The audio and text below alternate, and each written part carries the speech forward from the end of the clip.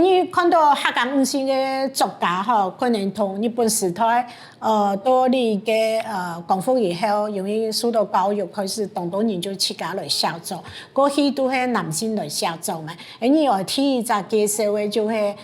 受到日本教育以後。也受到中文嘅教育，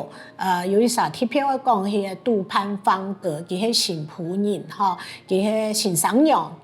爸爸就去受你嘅日本教育，啲日本留學，佢是咁咩？新竹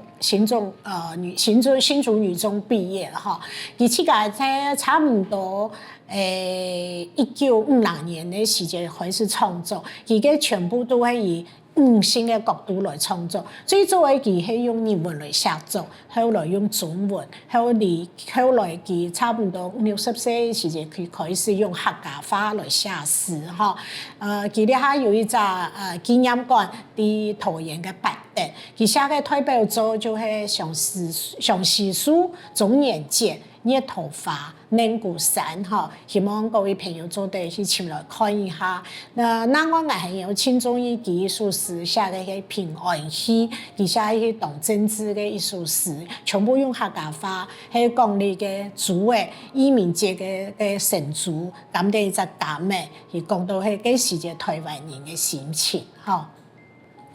那我就係今年82歲嘅黃娟，佢呢2年都有轉來台灣，佢去年還把自家嘅書稿全部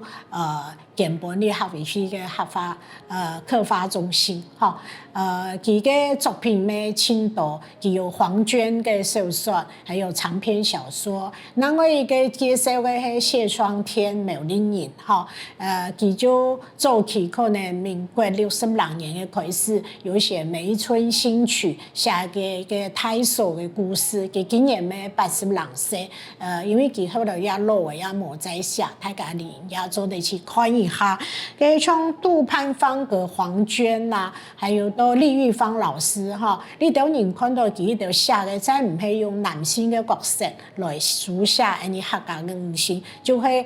有講到青蔥腰嘅，就係客家嘅農村時代進入到現代化嘅社會，開始鄉鎮也變化嘅，哈，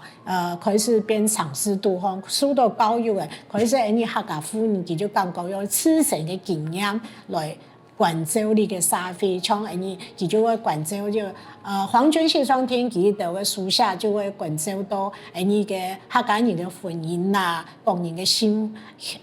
福呢度話題，吼，就冇重樣嘅。